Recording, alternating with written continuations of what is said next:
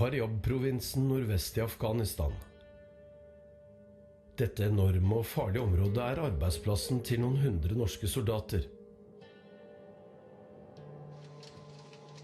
I dette ugjestmilde terrenget kjemper de en krig norske politikere har sendt dem ut i. Jeg har vært med soldatene ut i disse kampområdene en rekke ganger gjennom denne krigen som nå har vart i 10 år. Til en krig de fleste hjemme vet alt for lite om. Liten landøyeterreng nå. Christer Endregård leder en gruppe profesjonelle soldater fra Telemark bataljon. Oppdraget er å støtte afghanske styrker i en operasjon mot væpnede opprørsgrupper. Det vi ser selv er jo at her er forholdsvis stille og rolig. Men vi må ikke la det lure oss. Plutselig så dukker de opp i teigen vår. Det er verre nå enn når jeg var for 1,5 til 2 år siden sist.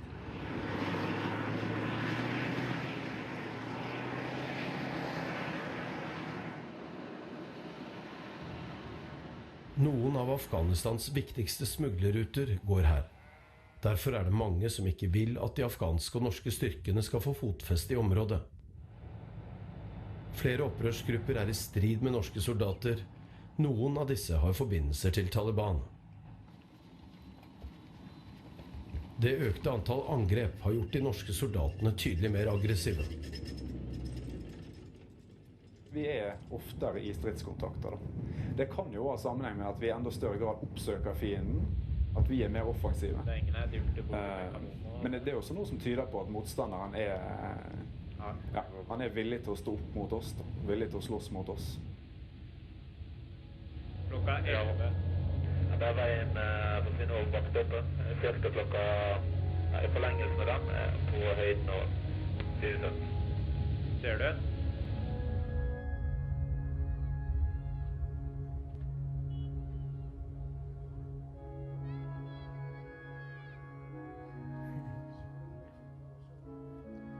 Koshakoli er en av svært mange internt fordrevne flyktninger i Afghanistan. Han har 6 barn.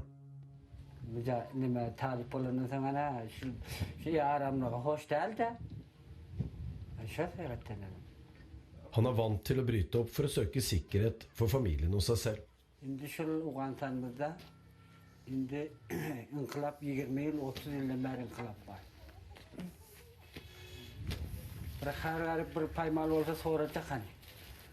Sormuyorlar. Ana sıgamız Xudaya mesela bendeski yemiyor da o hakikaten ki.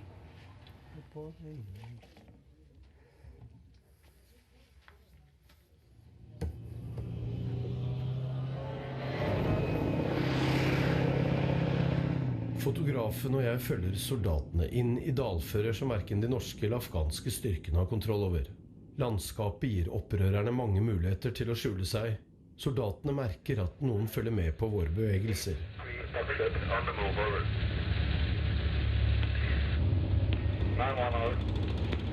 Observation of one person. It seemed like he was giving someone a sign to go in a certain direction. Vi er under forflytning og ser et stort antall motorsykler komme mot oss på en 3-4 kilometer. Foreløpig en grei avstand. Men da fatter vi mistanke.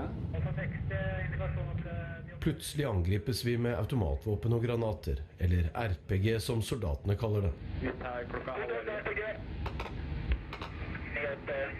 Kontakt RPG. Kontakt RPG. La benken.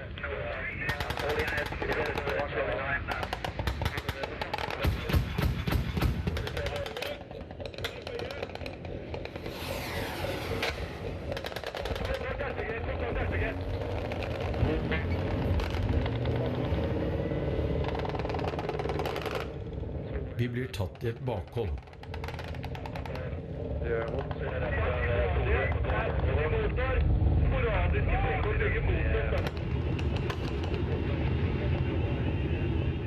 To av soldatene var utenfor panservognen for å montere opp et maskingevær da det smalt.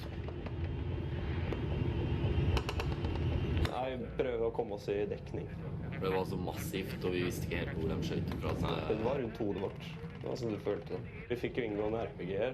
Vi så ikke hvor de ble skutt fra, og de traff godt. RPG-en var kanskje 20 meter på. Jeg ser hvor de skyter. Jeg ser ingenting.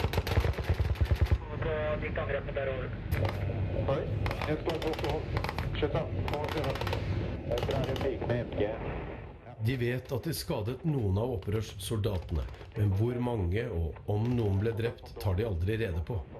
Fordi det kan sette soldatenes egne liv i fare, og fordi det ikke er vesentlig for å avgjøre om et oppdrag er vellykket eller ikke. Vi ble beskutt med flere typer våpen. Håndvåpen, vanlige rifler, AK-47 som de har, maskingevær og RPG, altså granater som skytes mot oss. Og intensiteten var ganske heftig. Det var korte hold, og det var ganske kraftig ildåpning fra motstanderne sin side. 86015, men ikke på høyden der.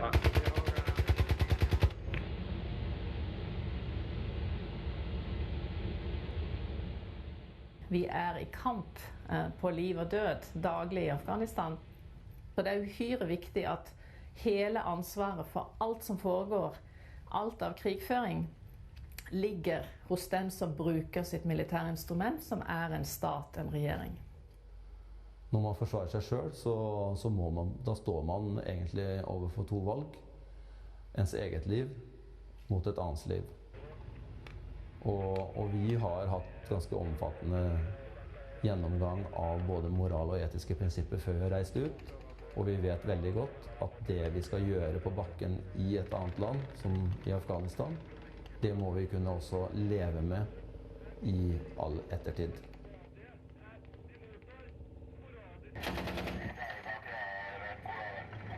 Flytter! De neste dagene og ukene havner soldatene fra Telemark bataljon gjentatte ganger i kamp.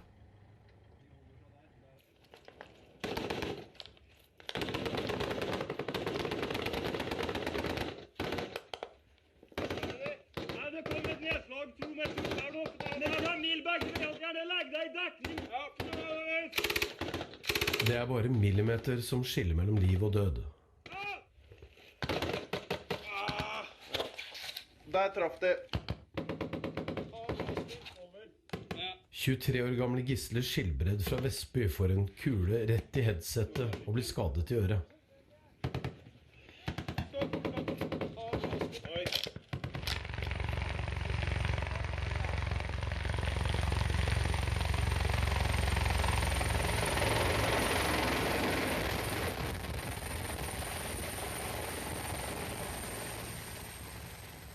Skarpskytteren sikter på vegne av regjeringen, treffer på vegne av regjeringen, men regjeringen er ikke begeistret.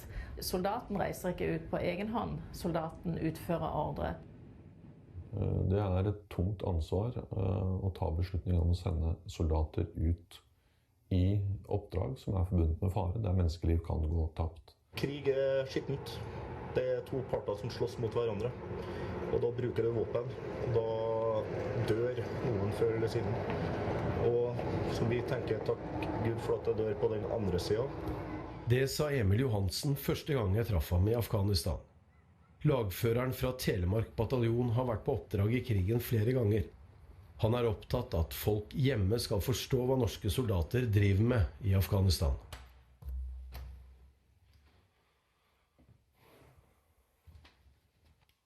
Det er jo en annen verden du lever i. Altså, Norge er jo et trygt land, der du kan gjøre det du vil. Gå ut og møte vennene dine og stort sett ikke være bekymret for at noe galt kan skje. Mens Afghanistan, der er du på jobb hele tiden. Når du er nødt til å ta livet av andre mennesker, det er jo ikke noe du går rundt og er stolt over. Men det er heller ikke noe du går og har dårlig samvittighet for. De tok sitt valg. Det er folk som dør. Det er skjebner. Det er familier i sorg. Og det er blodig, rett og slett. Norge har ikke vært i krig med Afghanistan, fordi vi tvert imot er inne og hjelper og støtter en lovlig afghansk regjering. Men vi har deltatt i kamphandlinger som de aller fleste i dagligtale omtaler som en borgerkrig. For de av oss som er der, så oppleves det som ren krig i situasjonene de står oppe i. Mens her hjemme så blir det på en måte en juridiske betraktninger hva som er krig og ikke krig. Men for andre land så er det tydeligvis ikke noe problem å si «We are in a war in Afghanistan», uten at ingen oppfatter det som en juridisk type krig.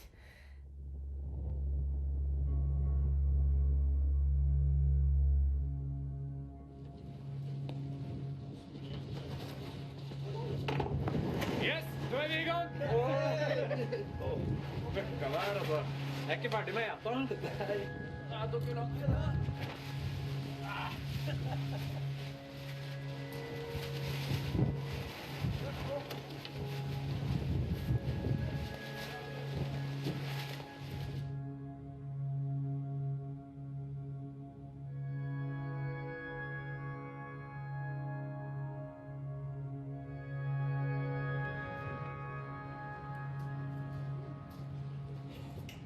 Dette er det afghanske brigadehovedkvarteret i Faryab-provinsen nordvest i Afghanistan. Når du er der, kan du prøve å undersøke om... Johannes Nytrøen leder en gruppe norske offiserer med et helt spesielt oppdrag. De er militære rådgivere for de afghanske styrkene. Det innebærer å være en slags form for lærer, støtte, hjelpe til å utvikle seg i den retningen som vi tror er til deres fordel, for på sikt å kunne klare seg på egen hånd. De føler en slags trygghet ved å ha oss rundt, selv om de ikke forventer at vi skal gjøre jobben deres. Norges Afghanistan-strategi går ut på å trene opp afghanske styrker, slik at vi kan komme oss ut av denne krigen og følge USAs plan om tilbaketrekking innen 2014.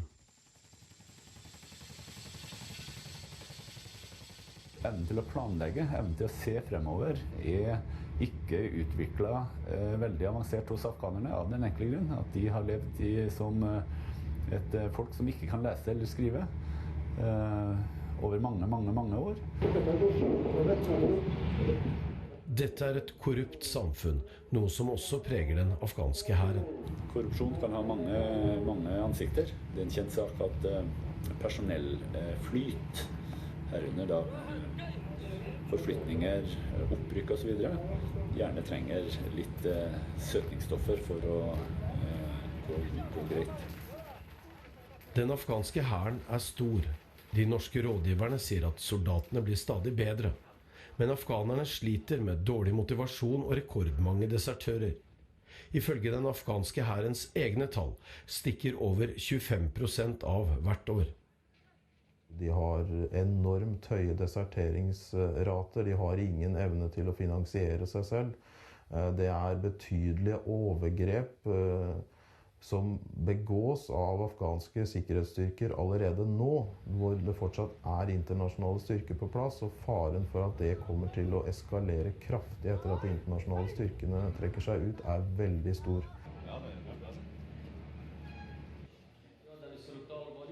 Jeg tror de aldri blir klar. De blir aldri å si at nå kan dere dra, nå klarer vi oss selv. De blir alltid å ønske at vi var der, nettopp fordi vi har ressurser som de kanskje aldri vil få. Afghanske og norske offiserer planlegger en større offensiv mot væpnede opprørere i Faryab-provinsen. Det er afghanerne som tar de endelige avgjørelsene. Hvis beslutningene fører til at sikkerheten for ens egen person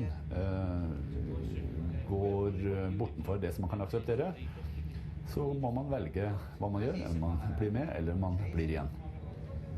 Hvis det treffes beslutninger som da vi ser kan gå galt, da kan man mentorere litt sterkere. And I don't think we will manage to surprise them up here anyhow. I have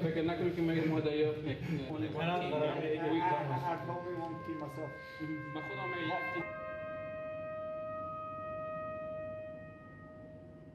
Vi blir med på operasjonen.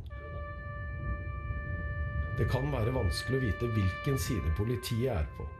Denne gangen er oppdraget å hente ut alt mannskap fra en politistasjon fordi de lokale politifolkene samarbeider med væpnede opprørsgrupper i området.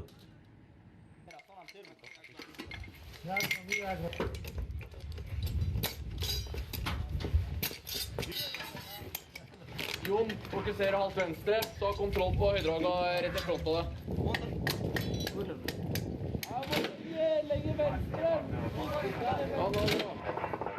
Plutselig blir vi beskutt med automatvåpen og granater.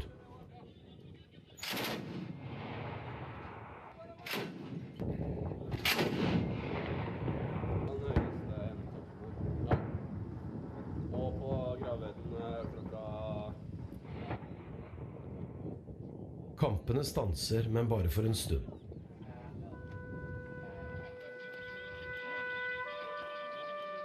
Et sted der ute i den kalde natten er disse soldatenes fiende. En motstander som fortsetter å kjempe mot det som for de er utenlandske okkupanter og deres lokale håndlangere. Jeg tror det skal veldig mye til at ikke borgerkrigen fortsetter i Afghanistan etter at norske og andre styrker er ute, med de særdeles uheldige konsekvensene det får, ikke bare i Afghanistan, men også for regional stabilitet. Fra 2007 har sikkerhetssituasjonen blitt betydelig forverret i hele Afghanistan. Totalt har 10 norske soldater og 2 sivile nordmenn mistet livet i denne krigen.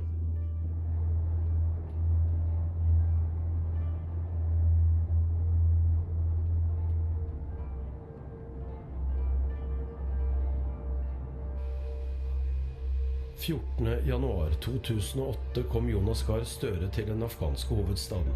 Ja, det går veldig trygge her. Her er det trygge. Ja. Vi var 8 journalister som fulgte den norske utenriksministeren til Kabul. Bare 7 av oss kom hjem i live.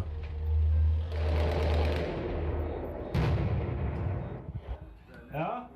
Er det noen som skyter noe jævlig her ute?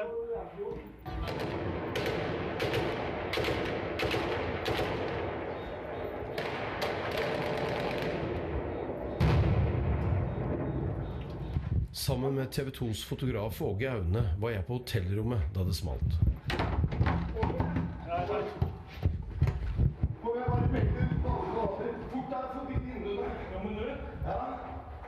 Er det lurt å løpe ned nå? Ja. 2 unge menn utkledd som politi stormer inn på Serena Hotel i Kabul. En av dem sprenger seg i lufta. Den andre kommer seg inn på hotellet. Han går gjennom korridorene på Serena og likviderer de han kan. Vi som er på hotellet forsøker å komme oss i dekning for kulene. Av de som ikke klarer det, er Utenriksdepartementets Bjørn Svennungsen og Dagbladets journalist Karsten Thomassen. Is it safe down here now? No, we can't say.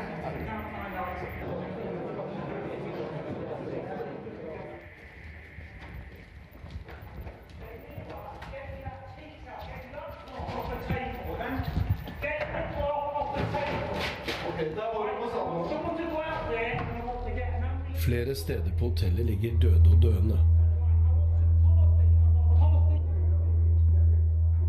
Mens terroristen fortsatt beveger seg rundt på hotellet, begynner noen av oss arbeidet med å hjelpe. Flere av dem dør bokstavelig talt i armene våre.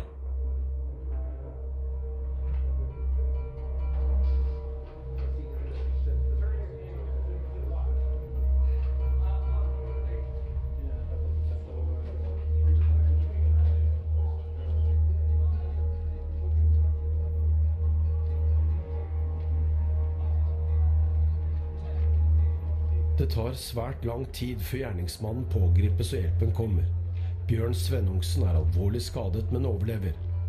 Da vi omsider får transport til Karsten, er det for sent. Det er uendelig vondt å reise hjem og ikke være alle som reiste ut. Jeg har tidligere sagt at det finnes ikke noen større ansvar du kan ta i regjering enn å sende folk i uniform til internasjonale operasjoner.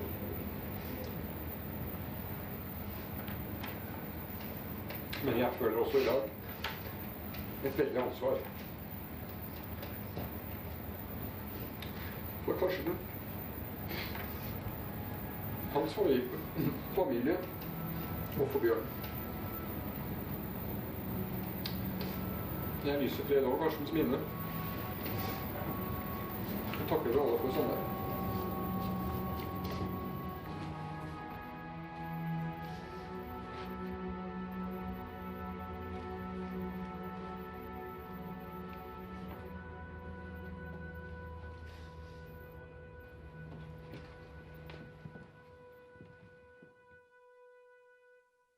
Og så tok vi flere og flere skader.